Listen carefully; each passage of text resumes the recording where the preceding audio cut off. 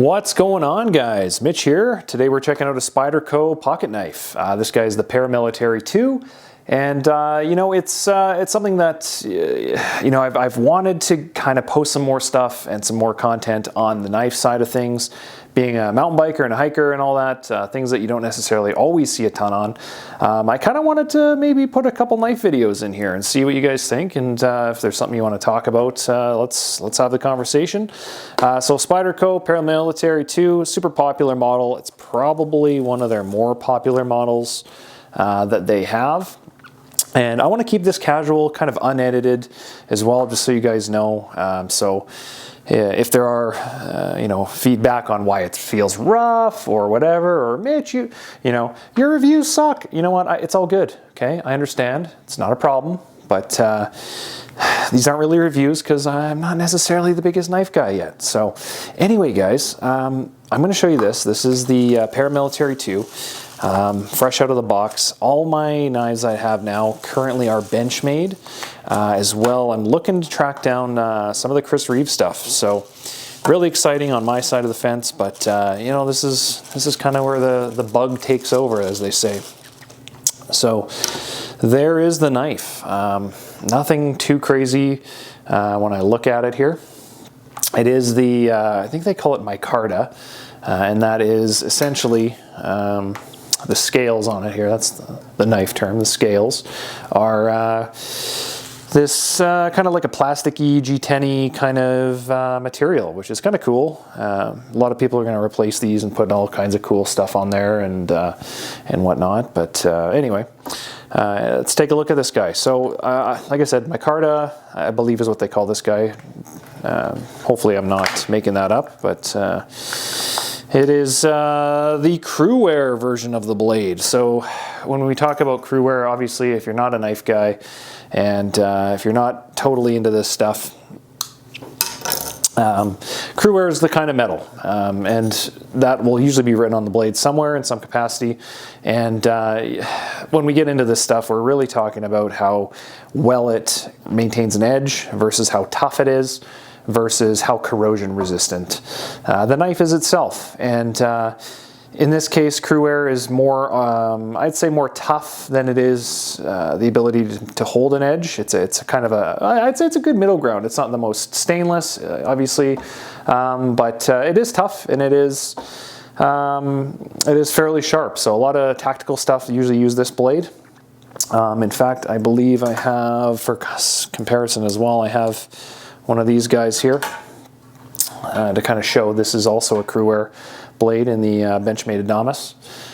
Good comparison in terms of the blade itself. This one's huge compared to a little bit shorter on this guy. I don't know the exact measurements. I'm not here to talk about specs, guys. Like, there's so many Paramilitary 2 videos on YouTube right now that you can look it up, check it out. It's, you know, 3.5-ish inches, somewhere around there, 3.3, 3.7, I don't know.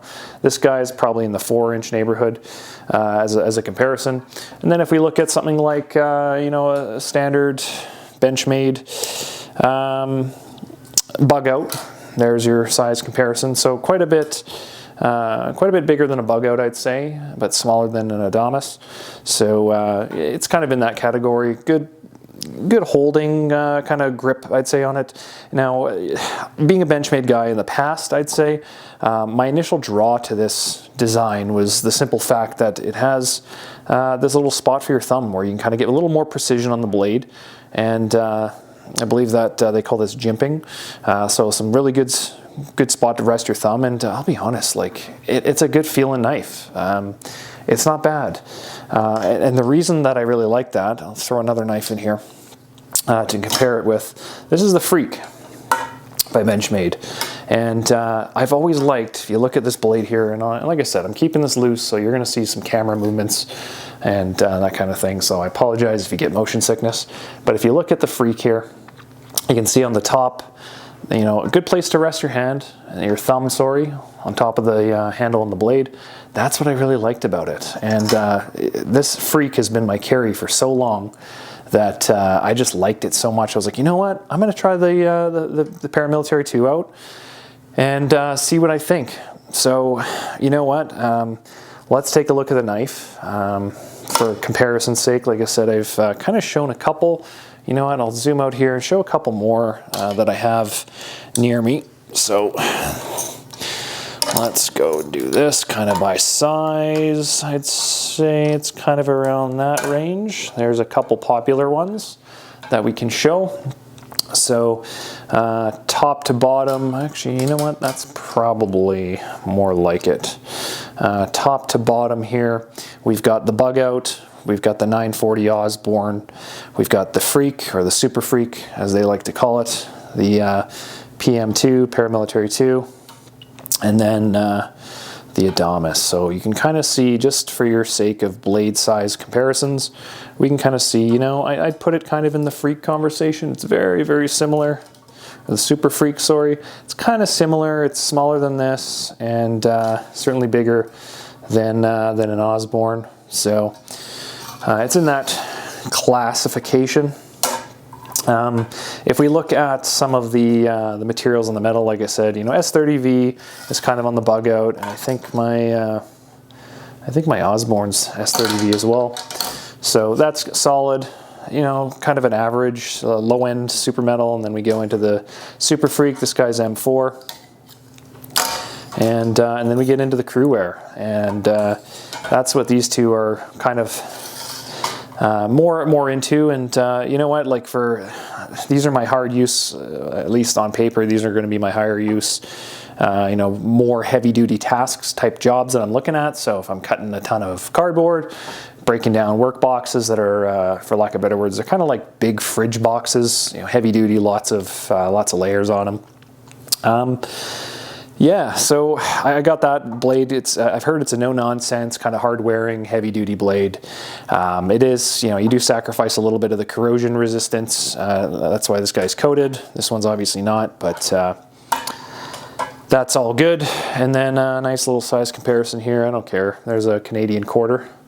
I know you guys, just here's some proof, right? There's some proof. I'm Canadian. I'm not beating around the bush. So that is a size comparison, and it's bigger than the hole in the blade. There you go. So there's a quarter on the blade. Anyway, so let's take a look at this knife and kind of see what we're looking at here. So in terms of the feel of the knife itself, you know, it's got a good feel to it. You know, it's the ergonomics on it, really nice. It kind of fits in a hand well, and I'm a bigger guy. I'm 6'3", 200 plus, and you know, it fits my hand quite nicely. So I like that you can kind of put your thumb on there, and it's just a good feeling, solid handle for both kind of that front hold, and then if you kind of get into the rear stuff, you know, your hand can kind of fit in that clip nicely, and it's not going to fall off the blade, right? It's quite nice. Good ergos. You can kind of hold it like this, right? You can also put your thumb on it for a little more positive grip. You have the thumb lock, which compared to BenchMade, you know, the jury's still out for me. I don't know how much I'm going to like this compared to what I'm used to, compared to the Axis lock here. You know, I'm kind of excited to try it, but it is convenient and pretty, you know, fairly easy to kind of access and throw that guy in. That is quite nice, I'll be honest. In terms of, you know, the flick, you know, they always say the Spidey flick. So when we say the Spidey flick on this blade, you know, most people, like with the BenchMades, you access it from the thumb, right? And the Spidey flick, you're using your finger on the back. So if your thumb's on the front here, you can still kick it out. Apologize, that's pretty embarrassing as my first one, but you can kick it out with your index finger versus your thumb. So pretty cool that way. In terms of the action on the knife itself, a lot of people like to see the fall, right? You know, it feels brand new, right? So it's going to be not broken in, but when you're pulling this guy here, hopefully the camera's going to show this okay, but you know, it falls down quite simple, to be honest, if you look at it. Not all the way, it's not drop shot, but pretty close. It's actually really close. So not too bad, you know, considering it's going to break in and it's going to feel pretty awesome here in, you know, a few weeks time, I imagine, by the time I use it quite a bit. It's good. Nice action on the blade. You know what? I'm excited about this, guys. It's my first Spyderco knife. This is really exciting. So tolerance-wise, let's take a look at this. So I've kind of gone over the Ergo. Feels good. I like the thumb. I like the jimping on there. Let's check center on this. How are we looking? Let's see here. To be honest, it's not very center. I don't know if that's, I don't know what you're getting from Spyderco in that regard, compared to a lot of the BenchMade products that I have, but my BenchMade stuff seems to be bang on. This guy is a little bit over to the side. I don't know if that's actually a lot over to the side. That's not that good. I'm not too happy. I'm gonna have to figure out how to adjust this one, because to be honest, I was expecting it a little bit more over, a little bit more center. So if we look at this and say we compare this guy with the Freak, just for reference here, throw this guy back in. You know, this is the Freak here. So yeah, dead center on the blade and the handle. So yeah, I was expecting a little bit more from Spyderco, but then again, I don't know. I don't know if this is normal. I don't know if this is what most guys' experiences are with Spyderco. I'm excited to figure out kind of what that looks like down the road. You know, this could be very well be a lemon. I don't know. This is it's my first shot at this, guys, and I really don't know what I'm supposed to be expecting. In terms of one of the things that I really dig about this compared to the build quality on the BenchMade, say we look at something like the Bug Out. You know, we're talking very similar priced knives here, right? This guy's about $229, $239, something like that, Canadian, depending on the price on the sale and time of year, blah, blah, blah. Bug Out's around $207 list.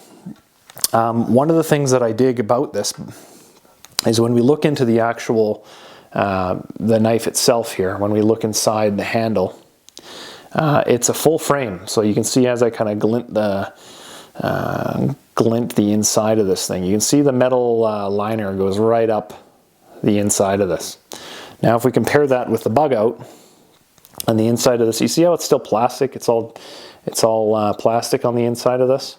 And the actual frame only goes up to about where that little bolt is right there. And I don't know if you can see, it's tough to kind of showcase with the camera because it keeps wanting to focus on other things, but you can kind of see on the inside next to my thumb, it ends right around where that screw is, and that's likely the purpose of it. So, you know, you get a little bit stronger of a frame material. Now, not a big deal, right, on the Bug Out. A lot of people, they complain, okay, blah, blah, blah, the handle material, it's flexy in this configuration. I can almost touch these guys together. Look at that. So, look, guys, I can touch that handle together here. On this, I can't do that. It's solid. It's really solid, and I'm giving it the same force. So, you know, is that functional? Is it, you know, if you're going to be using the knife, and are you going to notice the flex in a Bug Out? No, of course not. No one is. And that's why, you know what, you want to upgrade the scales, go aluminum, go to some of the titanium, go to carbon, you know, on the Osborne, right? You look at, it's metal, and it's functionally, it's fine. I'm not worried about it. On this guy, on the Paramilitary, I would say, the one thing that kind of bugs me that I've kind of looked at this going, you know, there is some flex right on this handle here. You can see there's on the release, on the frame lock, you can see there's some of the scales overhanging this this mechanism. Hopefully the camera can pick that up, but you can see there's a little bit of an overlap right here. And that is flexy, I can tell you that right now. You can see how that moves a little bit. You know, once again, functionally, is it going to be something that you're going to notice? Definitely not. If someone's cutting like, you know, 50 feet or 100 feet of boxes, are you going to notice this little bit of flex in the knife? No, of course not. Is it going to be something that you notice when you're fidgeting it? maybe. Personally, I don't think I'm going to, but who knows? Everybody, different strokes for different folks, right? So yeah, and then, you know, I kind of went into this. You can kind of see on the blade here, the mark for that CPM CruWear. Hopefully the camera's able to pick that up. I'll kind of move it so the light kind of reflects there. You can see USA made, CPM CruWear. You know, it looks sharp, man. Like, it's a good looking knife, good looking blade. The edge on it, factory. I'll be honest, like, I apologize to my BenchMade buddies, but the factory edge on this feels sharper than on the BenchMades. I'm willing to put that out there. Tear me apart in the comments, do whatever you got to do, but I'm willing to put that out there and say that that edge from the factory is sharper than the batch of BenchMades that I have here. And I don't know if that's good, bad, ugly, indifferent. It doesn't really matter to me. But you know, some people are going to like the knife. They pull it out of the box and they just want to go use it, and they want the sharpest version of that blade. So it is what it is. In terms of the pocket clip here, I know that, let's see how this feels. It's a little bit loose. I don't know if that's a thing with this brand. You tell me in the comments, but you know what? It's got some play in it. And on the BenchMade, there's zero play. So maybe it might be something I have to take this guy and take the screws out and put a little bit of Loctite in there. I don't know if that's a thing people do with the Spydercos. I certainly wasn't expecting that personally, but you know, it's okay. From a quality perspective, man, I'm a little disappointed. I really thought this would be kind of solid. You know, I'm a little disappointed the fact that it's not centered. That drives me bananas just from an OCD standpoint. I really wish that was bang on center, but I'm sure if I loosen some screws, there's a way to adjust that. That's just frustrating. Anyway, on the pocket clip as well here, you can see, you know, fairly deep, you know, for an everyday carry. A lot of people like this pocket clip, even though it is a little bit loose. You've got access to run it. It looks like on both sides. Yeah, 1 and 2. So if you want to make it a left-hander, if you want to make it a right-hander, by all means, go ahead and you know, mount it as such. That's not a problem. And even if you wanted to, I'm just looking at this now. Even if you wanted to, you could totally run this backwards too, up on the, to make it a blade down setup, which would be interesting. Some of the knives out there come that way, and it's a preference thing depending on how you want to mount this. But yeah, both sides. That's cool. You can kind of flip it and mount it up, down, around, left, right. You can do whatever the hell you want with it. That's cool from a feature standpoint, you know. Or even here's another idea actually. Say you strip that out. Say when I go to fix this and put some Loctite, say I do something and I damage it and I don't want to buy another scale. Well, worst case, I could just mount it on the other end of the blade. That's actually pretty cool. I don't mind that. That's cool. Hopefully that's, you know, you guys have a little more faith in me than that, but I'll be honest, I don't have that faith in myself. So it's good to have a fail-safe that way. Yeah, so, you know, this has kind of been my first shot. Oh, I should also say, you know what, guys, like, look, you've got a spot here to mount a bit of a string as well. I should say that. Some people like to do that. They like to put a little, what do they call that? A little like pigtail rope on the back of this to hang it on a, you know, a clip and hang it on a bag or whatever. Easier to not get lost that way. Some people do that, and I guess you can have that. Whereas on some of the BenchMades, yeah, I guess on the bug out you have that as well. On the Osborne, you certainly don't on the tip. So depending, you know, that's some people, that's going to be a turn off for the Osborne. But on the Adamas and the Freak, they still have that as well, right? So not the end of the world. But, you know, a lot of people are going to compare it to the bug out, and maybe what I'll do is a separate video down the road here, depending on how well received this is. You know, I'm not necessarily the biggest knife guy, so, you know, if there's some something that I should be bringing up. I'm doing this on the fly. I'm doing one take. As you can see, we're almost at 20 minutes here, and you know, I'm just trying to talk, you know, like I'd be talking to a buddy on a knife. So, you know, hold it in your hand, feel it, see how it fits. You know, I like it. It's definitely bigger than the Para 3, I'd say, and obviously.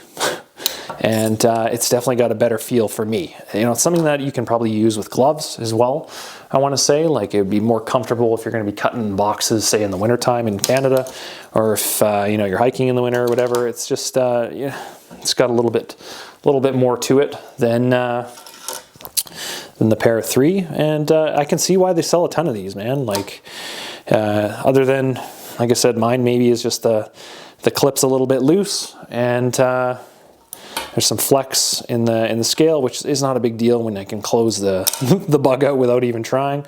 And that blade centering is just something that I'm gonna have to figure out on how to do. And that's kind of it, guys. I'm hoping you guys enjoyed this. I don't know how many people are gonna be kind of making it to the end here, but that's kind of it. That's the initial impressions of the Paramilitary 2.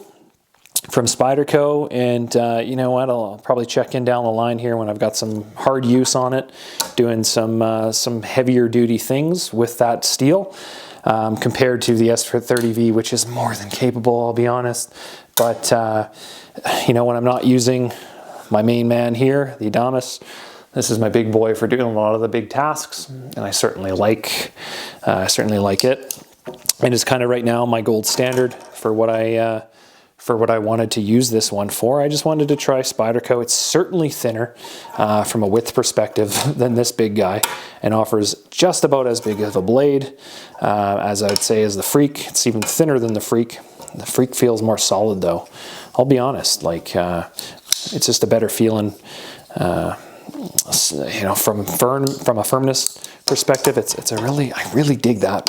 I really dig the Freak. The Super Freak, sorry. So it's gonna be interesting to see kind of how this handles the tasks from an everyday carry perspective. It's I've usually got one or two knives around me, and that's kind of it. So I appreciate you guys listening to me ramble on for so much time. And if there's any questions on this guy, definitely leave them in the comments. I'll answer them all day long. And you know, appreciate you guys stopping by for the first knife video. Depending on how well it's perceived, I'll throw up some more. I'm certainly into this, and definitely enjoy doing videos, as you know, for the last 5 years. So that's kind of it, guys. Any questions, leave them below. And until next time, we will catch you later. See ya.